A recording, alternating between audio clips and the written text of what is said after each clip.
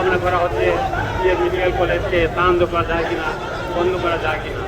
আমরা মনে করি হবিগঞ্জে প্রাণের দাবি প্রতিষ্ঠ লোক হবিগঞ্জ জেলার তাদের চিকিৎসার জন্য আমাদের ঢাকা সিলেট যাওয়া লাগে।